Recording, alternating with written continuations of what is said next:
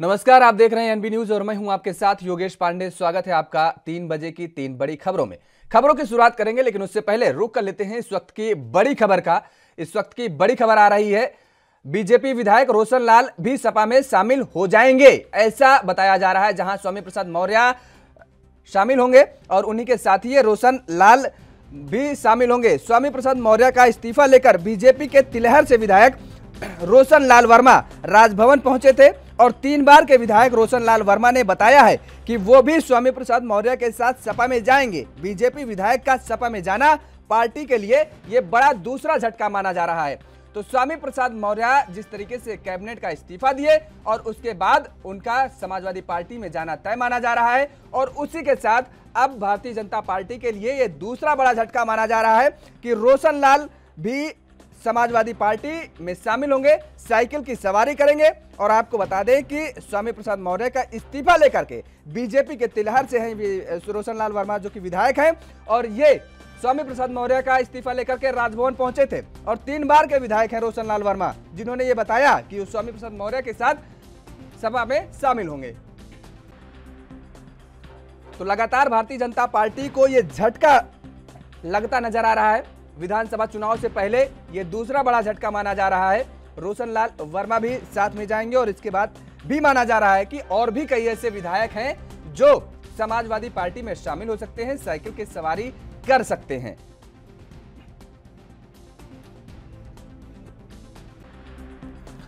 और इसी खबर पर ज्यादा बातचीत के लिए हमारे साथ फोन लाइन पर जुड़ चुके हैं चंद्रशेखर त्रिशूल जी, राजनीतिक संपादक हैं। बहुत बहुत चंद्रशेखर त्रिशूल जी, जिस तरीके से लगातार ये कयास लगाए जा रहे थे, समाजवादी पार्टी की तरफ से ये बयानबाजी लगातार जारी थी कि भारतीय जनता पार्टी के कई ऐसे नेता हैं, कई ऐसे विधायक मंत्री हैं जो कि समाजवादी पार्टी का दामन थामेंगे। और हाल ही में जिस तरीके से राजभर का बयान आया था, उन्होंने तो सैकड़ों विधायकों की लिस्ट बता दी थी कि उनके पास मौजूद है, उनके नाम उनके पास मौजूद हैं।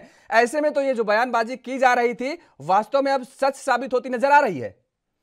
देखिए योगेश, मुझे नहीं पता कि राजभर के पास जो सूची थी उसमें कितने नाम थे, लेकिन मैं आपको स्पष्ट बता दूं कि 12 विधायक ऐसे हैं जो भाजपा से दामन छोड़ने वाले हैं, भाजपा से अपना नाता तोड़ने वाले हैं। और ये 12 विधायकों के नाम लखनऊ से लेकर दिल्ली तक पहुंच चुके हैं। और एक आध नाम ऐसे हैं जिनका तो हम खुलासा भी कर सकते हैं, जो 2 से 3 दिन बाद पार्टी छोड़ेंगे। उसमें लक्ष्मी नारायण चौधरी हैं जो कि छाता से विधायक हैं, उसके बाद पूर्ण प्रकाश हैं जो कि मथुरा से विधायक हैं। ये कई लोग ऐसे हैं जो पार्टी से नाता तोड़ सकते हैं। और लगातार इनकी जो बैठक है वो जयंत चौधरी से हो चुकी है। जयंत चौधरी से इनका एक जो गोना है वो हो चुका है, लेकिन बस अब कुछ ही समय में जो एक सामने आने वाली बात है वो बस रह गई है। ऐसे 12 विधायक हैं जो नाता तोड़ेंगे। 58 सीटों पर चुनाव होगा पहले चरण में, और 58 में से मैं आपको बता दूं 18 से ज्यादा विधायक ऐसे हैं जिनके टिकट कट रहे हैं भाजपा में। अच्छा, सबसे बड़ी बात है चंद्रशेखर जी, यहाँ पर एक और सामने बात निकल के आ रही है। मेरे जहन में एक सवाल और भी कौंध रहा है। दरअसल जिस तरीके से स्वामी प्रसाद मौर्य ने कैबिनेट पद से इस्तीफा दिया है, उनके साथ तमाम सारे उनके समर्थक जाने को तैयार हैं। 12 विधायकों को आप बता रहे हैं। ऐसे में उनकी बेटी संघमित्रा मौर्य बदायूं से, जो कि भारतीय जनता पार्टी से ही सांसद हैं, तो क्या ऐसे में यह माना जाए कि इस ऐने चुनाव के वक्त से पहले ही जिन विधायकों के साथ और अपने पिता के साथ संघमित्रा मौर्य भी इस्तीफा दे सकती हैं? बिल्कुल, ये बिल्कुल निराधार खबर है, ये निराधार है ये बिल्कुल बात, क्योंकि संघमित्रा और मौर्य इस्तीफा नहीं देंगी। वो दिल्ली का प्रतिनिधित्व करती हैं और कहीं ना कहीं राजनीति में ऐसा होता है। मैं आपको उदाहरण बता दूं, जयंत सिन्हा और यशवंत सिन्हा का, बहुत सारे उदाहरण ऐसे हैं योगेश। आप देखते रहे राजनीति, उत्तर प्रदेश की राजनीति को बड़ी बारीकी से, कई उदाहरण ऐसे हैं। और उन्हीं उदाहरणों में से एक ये है कि स्वामी प्रसाद मौर्य भले ही बीजेपी से बाहर चले गए हैं क्योंकि सपा ज्वाइन कर लिया उन्होंने, लेकिन संघमित्रा मौर्य पार्टी कार्यालय पहुंच रही है कुछ ही देर में, लेकिन इस्तीफा नहीं देंगी। ये हम पुष्टि कर रहे हैं इस बात। बिल्कुल, चलिए, बहुत बहुत शुक्रिया चंद्रशेखर त्रिशूल जी, हमारे साथ जुड़े हुए थे, राजनीतिक संपादक हैं। और इसी बीच हमारे साथ जुड़ चुके हैं दिलीप यशवर्धन जी, राजनीतिक विश्लेषक हैं। बहुत बहुत स्वागत है आपका दिलीप जी। दिलीप जी, लगातार जिस तरीके से अटकलें लगाई जा रही थी और सपा की तरफ से ये कहा जा रहा था कि तमाम सारे मंत्री और विधायक उनके संपर्क में हैं, ऐसे में कैबिनेट से इस्तीफा देना और समाजवादी पार्टी का रुख करना स्वामी प्रसाद मौर्य का वास्तव में जनहित का कदम दिखाई दे रहा है या फिर केवल अपना स्वार्थ दिखाई दे रहा है? क्योंकि आज भी उन्होंने जिस तरीके से कहा कि जनहित, दलित, पिछड़ों, वंचितों के लिए उन्होंने ये कुर्सी छोड़ी है, वो कुंठित हैं, इसलिए उन्होंने ये बड़ा कदम लिया है। दिलीप जी, चलिए शायद संपर्क नहीं हो पा रहा है, फिर से जोड़ने की कोशिश करेंगे। तो उत्तर प्रदेश विधानसभा चुनाव से पहले ये भारतीय जनता पार्टी को बड़ा झटका लगा है। योगी सरकार में श्रम मंत्री स्वामी प्रसाद मौर्य ने मंत्री पद के साथ साथ भगवा पार्टी से इस्तीफा बिल्कुल देने की पूरी तैयारी कर ली है और इसके साथ ही समाजवादी पार्टी वो थाम सकते हैं, उसका दामन थाम सकते हैं। भाजपा छोड़ने के बाद अब स्वामी प्रसाद मौर्य ने सपा का दामन थामेंगे। दरअसल स्वामी प्रसाद मौर्य ने 2017 में भाजपा का दामन थामा था और आपको ये भी बता दें कि पडरौना सीट से विधायक बने थे स्वामी प्रसाद मौर्य। वह पडरौना सीट से लगातार 3 बार से विधायक बनते चले आ रहे हैं और इस बार वो भारतीय जनता पार्टी सरकार में कैबिनेट के पद पर सुशोभित थे। और एक बार फिर से हमारे साथ दिलीप यशवर्धन जी जुड़ चुके हैं, राजनीतिक विश्लेषक हैं। बहुत बहुत स्वागत है आपका दिलीप जी। आवाज आ रही है आपको? थैंक यू जी। दिलीप जी, जिस तरीके से आज ये भारतीय जनता पार्टी को बड़ा झटका लगते हुए नजर आया, स्वामी प्रसाद मौर्य ने कहा कि वो दलित, शोषित और बीजेपी की विचारधारा देश हित में नहीं है। दलित, शोषित, वंचितों के लिए उन्होंने ये कदम उठाया है, पिछड़ों की उपेक्षा हुई है बीजेपी में। तो क्या वास्तव में ये जनहित में उठाया गया कदम है या केवल स्वार्थ, अपने स्वार्थ के लिए स्वामी प्रसाद मौर्य ने ये बड़ा कदम उठाया है? जनहित कहाँ से होगा योगेश जी? और ये तो भारतीय जनता पार्टी की गलती है कि जो व्यक्ति किसी दूसरी पार्टी में रहा हो, उसमें भी शीर्ष पद पे रहा हो, वो आपने अपनी पार्टी में बुलाया, मंत्री बनाया और आपने दलितों का और पिछड़ों का उत्थान करने की बात कही। आज जब वो टर्म खत्म हो गया तो वो व्यक्ति आपको लात मार करके दूसरी पार्टी में जा रहा है।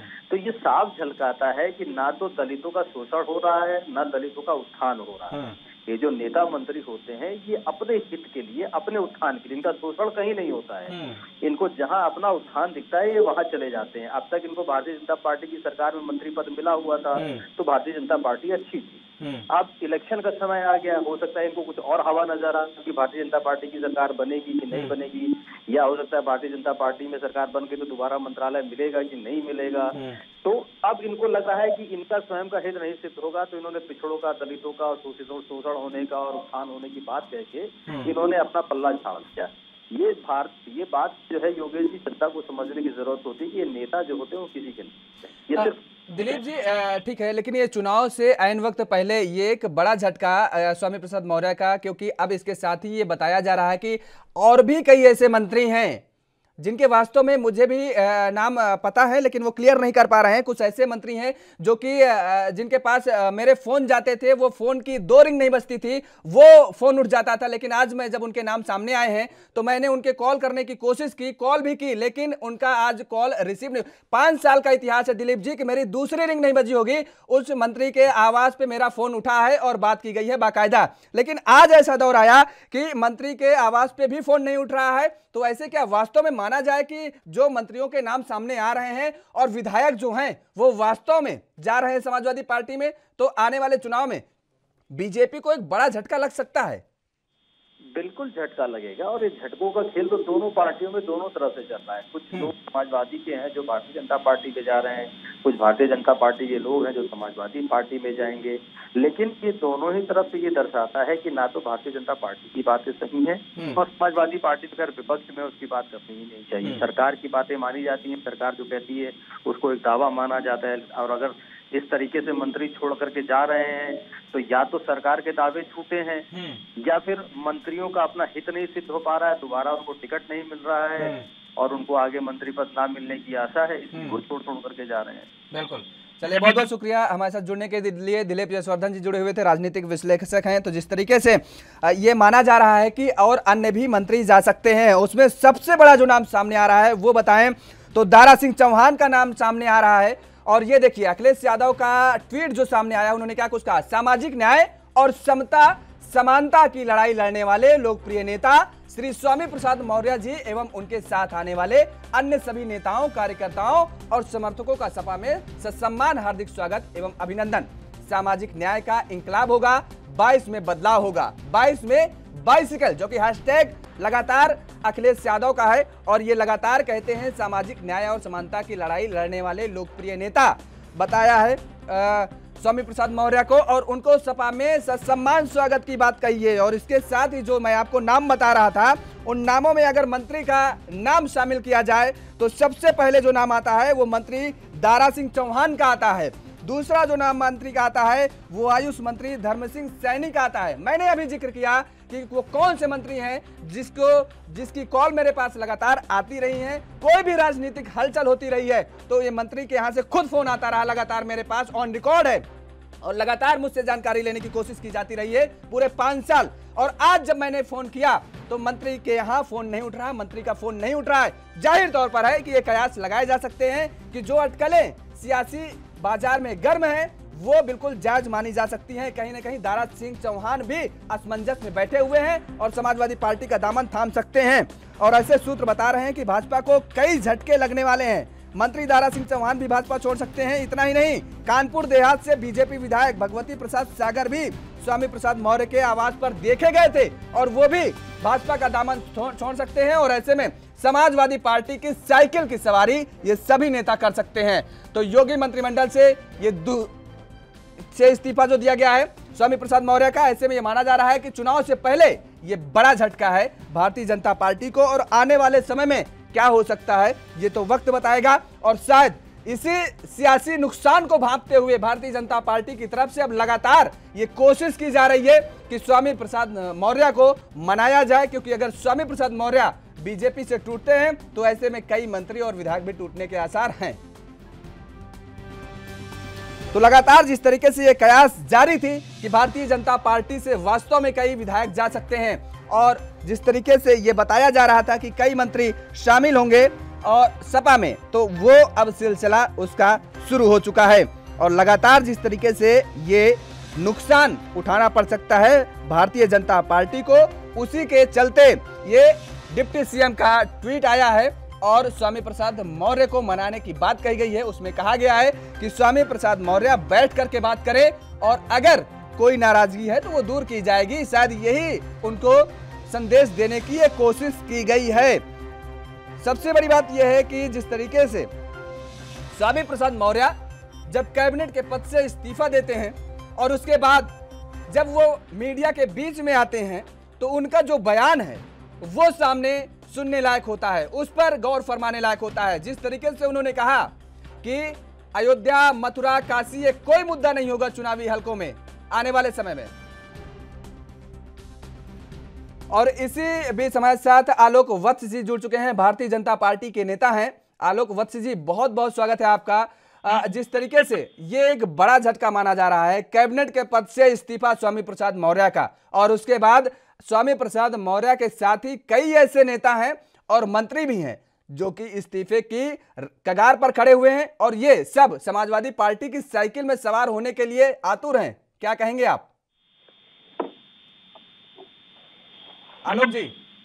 हाँ बोलिए, मैं आपका सुन नहीं पाया था जी। मैं ये कह रहा हूं कि जिस तरीके से कैबिनेट के पद से स्वामी प्रसाद मौर्य का इस्तीफा और कैबिनेट के पद से इस्तीफे के बाद लगातार विधायकों का जो समर्थन मिल रहा है स्वामी प्रसाद मौर्य को, कुछ मंत्रियों के भी नाम सामने आ रहे हैं, ऐसे में ये सभी नेता समाजवादी पार्टी की साइकिल में सवार होने के लिए आतुर हैं। तो अगर ये हुआ तो 2022 के विधानसभा चुनाव में भारतीय जनता पार्टी को बड़ा नुकसान हो सकता है।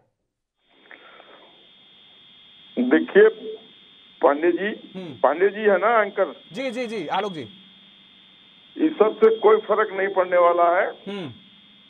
ये लड़ाई 80 बनाम 20 की है और इसमें भारतीय जनता पार्टी के विजय रथ को कोई नहीं रोक सकता।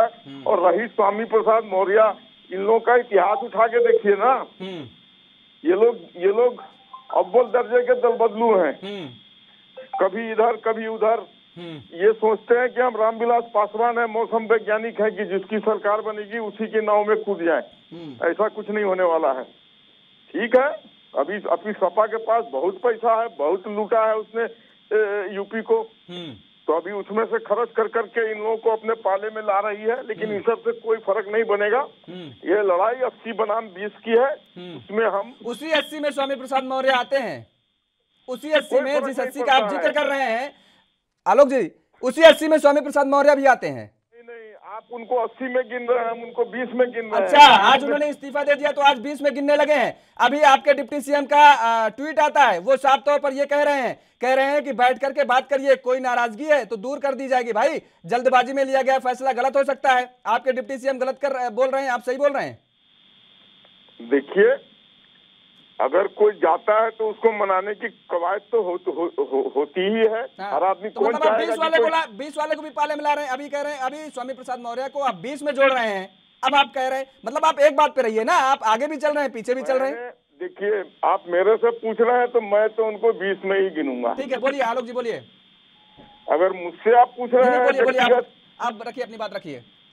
तो इनको तो मैं 20 में ही गिनूंगा। ये सब दल बदलू, इधर से उधर करने वाले, ये सब इन लोग का इतिहास ही इतना स्वर्णिम है कि वही बता देगा कि ये लोग कितने स्टेबल लोग हैं। अभी इनको कहीं कुछ लोभ दे दिया होगा तो ये अपना कूद गए उधर। उस सब से कोई फर्क नहीं पड़ने वाला है बीजेपी का। हमारा काम इतना ठोस हुआ है और हमारे काम के बदौलत और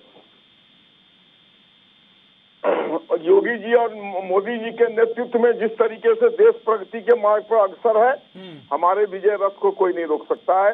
हम 100% यूपी में दोबारा सरकार बनाने की ओर अग्रसर हैं। ठीक है, अच्छी बात है, आप बनाइए सरकार, लेकिन वजह क्या है? आप कह रहे हैं कि आपने बहुत अच्छा काम किया, आप ये कह रहे हैं कि जनता संतुष्ट है, तो क्या वजह है आखिर जो ये विधायक नाराज हैं, ये मंत्री नाराज हैं? ये बहुत सा विधायक का टिकट कटने वाला है जो निकम्मा नकारा साबित हुआ है अपने इलाके में। मोदी जी के नाम पर जिसकी गाड़ी निकल गई, उसको लग रहा है कि मेरी टिकट कट जाएगी, मैं तो नकारा साबित हो गया हूँ, तो वो अपना दूसरे जगह एडजस्टमेंट कर रहा है। और ये जो समाजवादी वाले लोग हैं, इनका तो पुराना इतिहास है इधर उधर से कुनबा जोड़ के अपना आगे बढ़ा लेने का और लोगों को मिला लेने का। उस सब से कोई फर्क नहीं पड़ने वाला है। ये कितना भी जिन्ना का गुणगान कर ले, कोई फर्क नहीं पड़ने वाला है। हिंदुस्तान वंदे मातरम ही कहेगा और वंदे मातरम पे ही हिंदुस्तान आगे बढ़ेगा। अभी एक दिन पहले तक ये भी गुणगान गा रहे थे, भारतीय जनता पार्टी का ही गुणगान गा रहे थे आलोक जी, स्वामी प्रसाद मौर्य। लगातार ये भी जो बात आप बोल रहे हैं कि ये जिन्ना का जितना गुणगान गा लें वो कोई फर्क नहीं पड़ने वाला है। स्वामी प्रसाद मौर्य 2 दिन पहले तक यही राग अलाप रहे थे, यही कह रहे थे कि समाजवादी पार्टी की एक भी नहीं चलने वाली है, वो चाहे जिन्ना का सहारा लें चाहे जिसका सहारा लें, कुछ भी दाल गलने वाली नहीं उत्तर प्रदेश में। और आज उनको वही दल भा रहा है। मैंने आपको कहा ना, इस देश में बहुत से कारण होते हैं, धन बल, बाहुबल, इस सब का प्रयोग करके लोग इधर से उधर पाला बदलता है। तो ये समाजवादी पार्टी और मायावती की पार्टी बसपा, ये दोनों धनबल की राजनीति भी करती है और बाहुबल की राजनीति भी करती है। जितने छटे हुए अव्वल दर्जे के सो कॉल्ड बदमाश या गैंगस्टर या डॉन कहिए, वो सब इन्हीं दलों की पैदाइश थी। इन्हीं दलों में वो लोग आप सारे एक दूसरे पर आरोप लगाते हैं। यही आरोप समाजवादी पार्टी भी लगाती है कि आपके पास वॉशिंग मशीन है, आपके पास कोई भी नेता जाता है तो वो साफ तौर पर धुल जाता है। अभी कल भी अखिलेश यादव ने ये बयान दिया है और उन्होंने कहा है। चलिए खैर, फिलहाल हमारे साथ जुड़ने के लिए बहुत बहुत शुक्रिया। तो लगातार जिस तरीके से ये बड़ा नुकसान भारतीय जनता पार्टी को झेलना पड़ा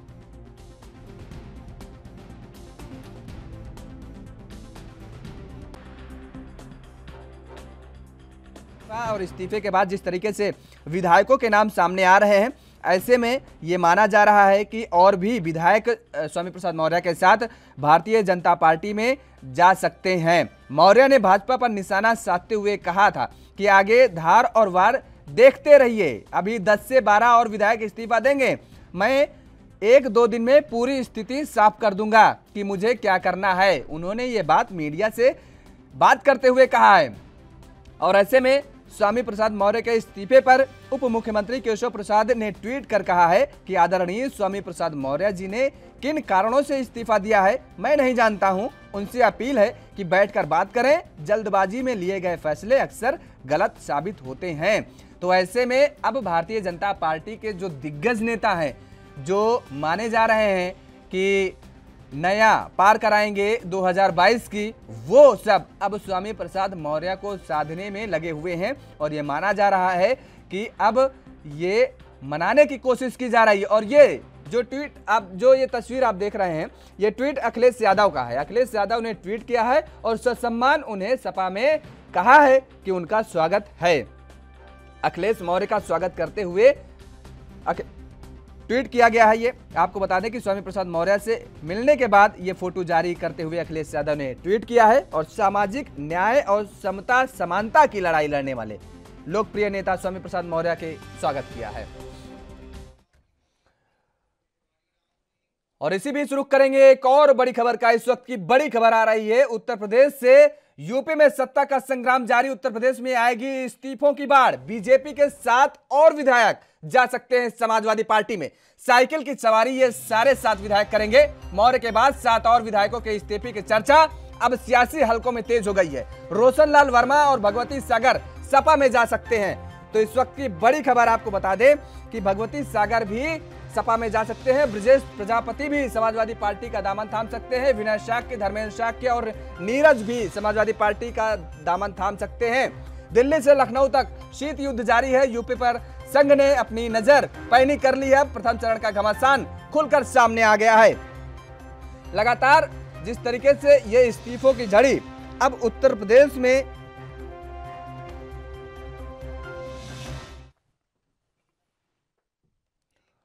और इसी खबर पर ज्यादा बातचीत के लिए, ज्यादा जानकारी के साथ हमारे साथ प्रिवर्त दीक्षित हमारे सहयोगी न्यूज रूम से सीधे लाइव जुड़ चुके हैं।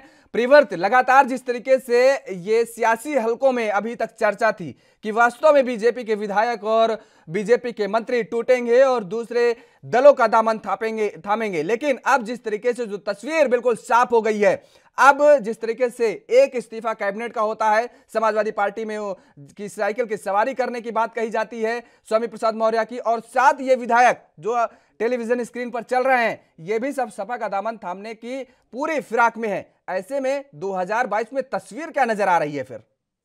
देखिए योगेश, जिस तरीके से यूपी की राजनीति में स्वामी प्रसाद मौर्य की जो छवि है वो अब साफ होती नजर आ रही है। उन्होंने जब इस्तीफा दिया उसके बाद से लगातार इस्तीफों का दौर जारी है। शाहजहांपुर से बीजेपी विधायक हैं रोशन लाल वर्मा, वो खुद उनका इस्तीफा लेके पहुंचे थे और उसके बाद उन्होंने भी अपना इस्तीफा दे दिया, और जिससे ये साफ होता नजर आ रहा है कि स्वामी प्रसाद मौर्य जो हैं वो कहीं ना कहीं एक बड़ा महत्व रखते थे बीजेपी में, और जिस तरीके से बसपा छोड़ के वो बीजेपी में शामिल हुए थे, बसपा में जो उनका कद था उसके बाद वही कद उन्हें बीजेपी में भी दिया गया। लेकिन 2022 आते आते कुछ ऐसा हुआ जिससे वो नाराज हुए, और इसका बड़ा खामियाजा अब बीजेपी को 2022 विधानसभा चुनाव में भुगतना पड़ेगा। उसके बाद कई ऐसे उनके साथी हैं, साथी कह लें या विधायक, जो बीजेपी से नाराज हैं, या हो सकता हो जिस तरीके से आज ये बैठक होने वाली थी दिल्ली में बीजेपी की, उसमें उनको कहीं ना कहीं अंदेशा था कि उनका टिकट कट सकता है 2022 विधानसभा चुनाव को लेकर। तो उससे पहले ही उन्होंने सोचा कि क्यों ना हम अगर हमारा दरवाजा बंद होता है तो हम दूसरा दरवाजा अपना खोल लें, और उसी को लेकर अब फिलहाल उन्होंने बीजेपी से अपनी कन्नी काट ली है और समाजवादी पार्टी में शामिल होने के उनके कहीं ना कहीं कयास लगाए जा रहे हैं। तो वहीं अब स्वामी प्रसाद मौर्य ने बीजेपी को एक तरीके से चैलेंज करते हुए वो नजर आ रहे हैं। उन्होंने कहा कि बीजेपी को 2022 में क्या मेरी हैसियत है, क्या मेरी छवि है राजनीति में, ये समझ में आ जाएगा। बिल्कुल, और सीधे तरीके से यहाँ पॉइंट वाली बात आपने कही है। जिस तरीके से उन्होंने कहा है कि हैसियत का पता चल जाएगा भारतीय जनता पार्टी को, तो यहाँ पर एक बात और खुल करके सामने आ रही है कि 2017 विधानसभा चुनाव से पहले जब 2016 में बसपा का दामन छोड़ करके भारतीय जनता पार्टी का दामन थामा था स्वामी प्रसाद मौर्य ने, तो उसके बाद उनको यह अंदेशा था कि उन्हें एक बड़ा ओहदा मिलेगा। जिस तरीके से उन्हें वास्तव में कैबिनेट का दर्जा मात्र दिया गया, और बसपा में जो उनकी हैसियत थी वो कहीं ना कहीं उनको भाजपा भाजपा में नहीं मिली है, वो तरजीह भाजपा में नहीं मिली है,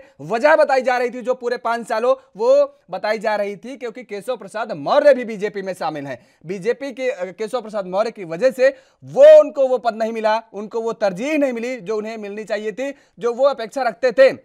क्या यही वजह है कि अब उनको यह लगता है कि आने वाले समय में बदलाव की आंधी चल रही है, बदलाव हो सकता है, इसलिए सत्ता में रहने के लिए वो समाजवादी पार्टी का दामन थाम रहे हैं क्योंकि उनको यह पता है कि समाजवादी पार्टी ही एक ऐसी पार्टी है जो कि विधानसभा के चुनाव में बीजेपी को फ्रंट पर टक्कर दे रही है यूपी में।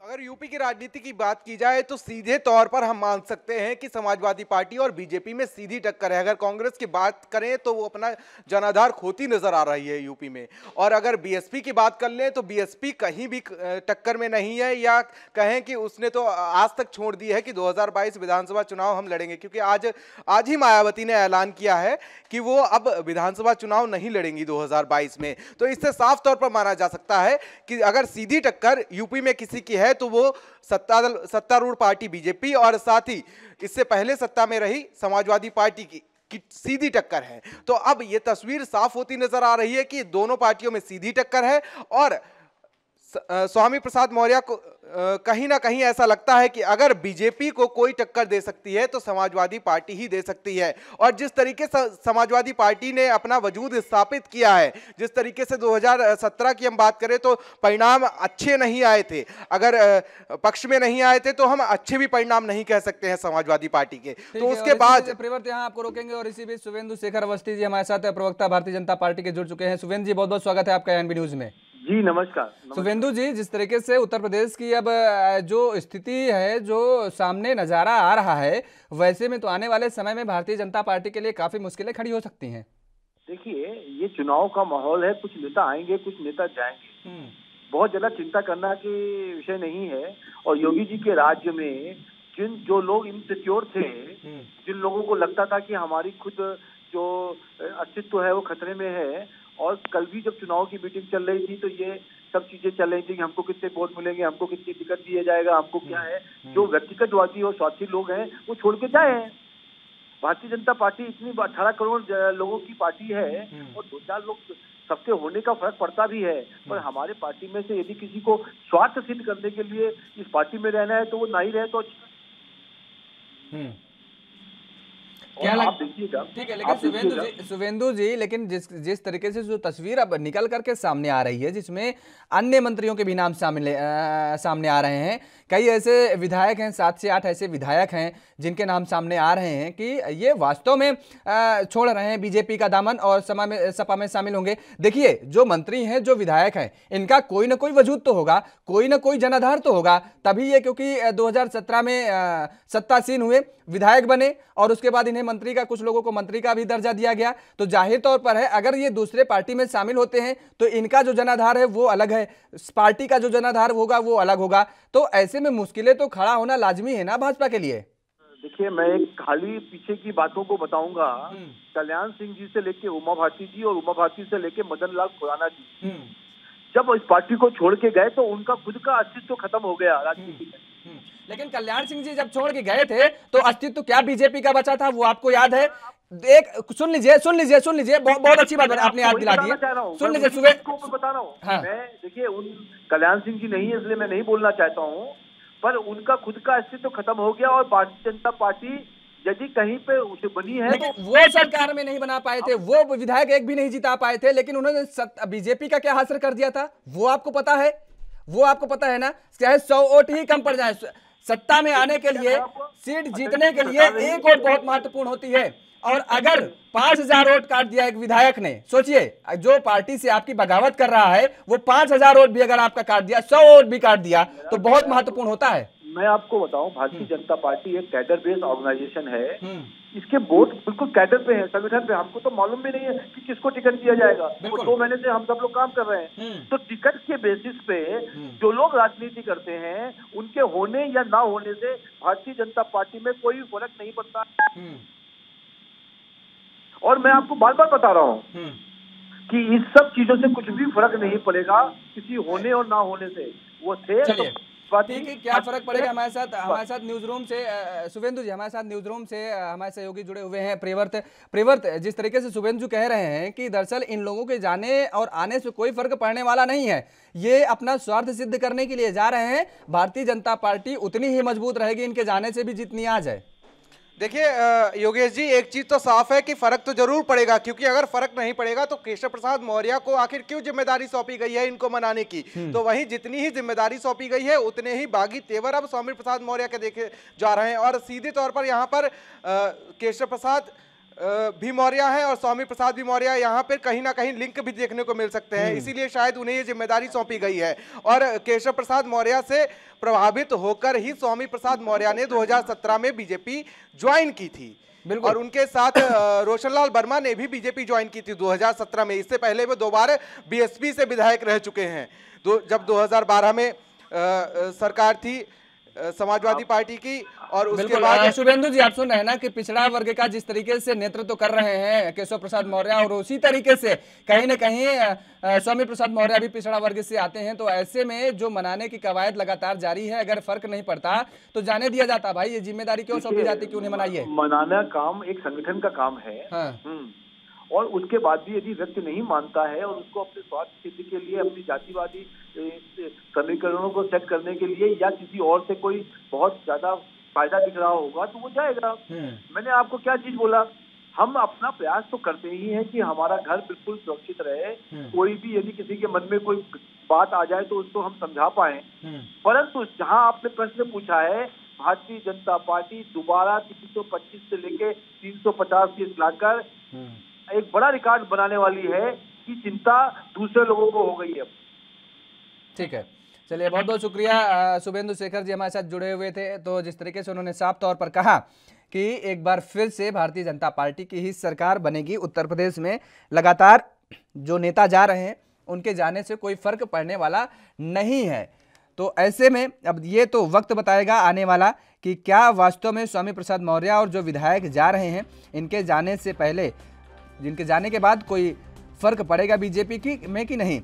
तो उत्तर प्रदेश विधानसभा चुनाव से पहले भारतीय जनता पार्टी को यह बड़ा झटका माना जा रहा है। योगी सरकार में श्रम मंत्री स्वामी प्रसाद मौर्य ने मंत्री पद से इस्तीफा दे दिया है और ऐसे में अब यही है कि समाजवादी पार्टी का ये सारे नेता और सारे जो विधायक या मंत्री का जिक्र करें, ये सभी समाजवादी पार्टी का दामन थामने की इनकी चर्चा अब सियासी हलकों में तेज हो चली है और ये माना जा रहा है कि ये समाजवादी पार्टी की साइकिल की सवारी करेंगे। दरअसल उत्तर प्रदेश विधानसभा से चुनाव से पहले ये बड़ा झटका इसीलिए माना जा रहा है।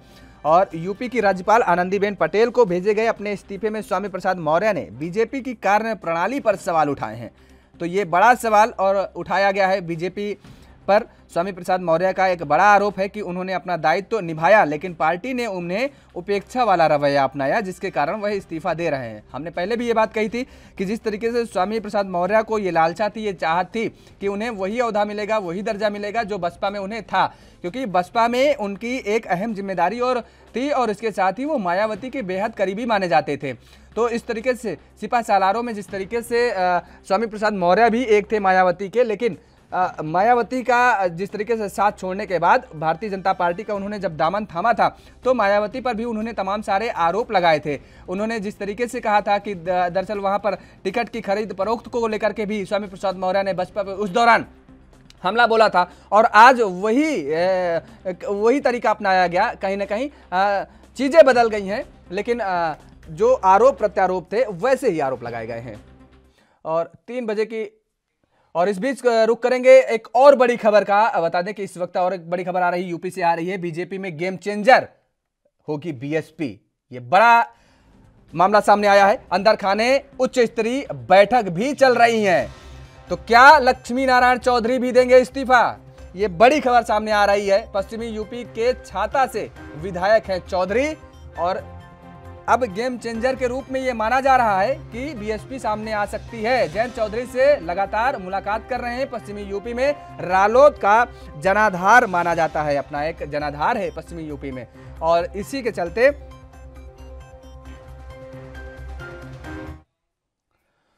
और इसी खबर पर ज्यादा जानकारी के साथ हमारे सहयोगी फिर एक बार न्यूज रूम से सीधे जुड़ चुके हैं प्रिवर्त, जिस तरीके से ये माना जा रहा है कि अब बीएसपी वास्तव में गेम चेंजर साबित हो सकती है उत्तर प्रदेश के चुनावों में।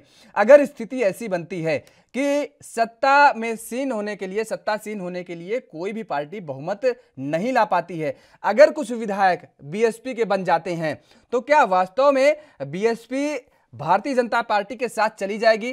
क्योंकि अगर पिछले कुछ राजनीति का इतिहास देखें तो हमने उत्तराखंड का भी जिस तरीके से जिक्र था कि 2012 में केवल 3 विधायक बीएसपी के आए थे और कांग्रेस ने बीएसपी को अपने में मिलाया था और सरकार बनाई थी कांग्रेस ने। तो क्या वास्तव में वैसे ही हालात कुछ पैदा उत्तर प्रदेश में हो सकते हैं, तो बीजेपी के साथ जाना पसंद करेगी बीएसपी?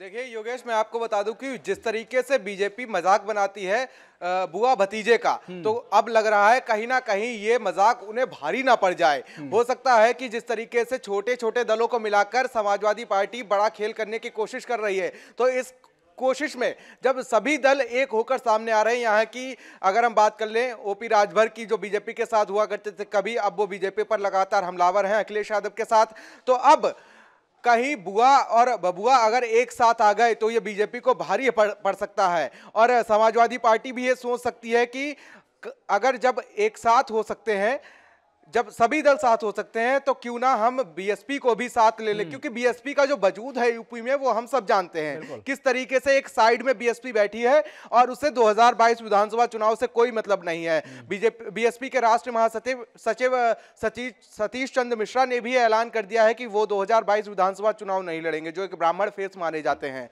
उसके बाद बीएसपी के राष्ट्रीय अध्यक्ष मायावती की बात कर ले तो उन्होंने भी ऐलान कर दिया है कि वो भी 2022 विधानसभा चुनाव नहीं लड़ेंगी।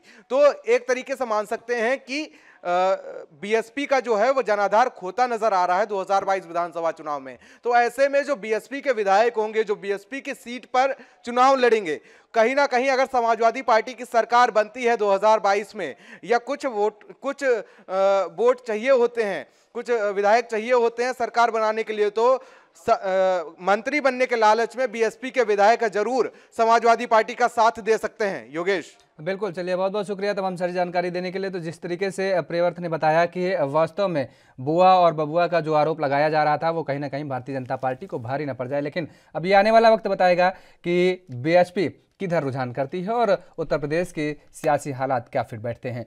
3 बजे की 3 बड़ी खबरों में फिलहाल मेरे साथ इतना ही। देश और दुनिया की तमाम खबरों के लिए आप बने रहिए एएनबी न्यूज़ के साथ। नमस्कार।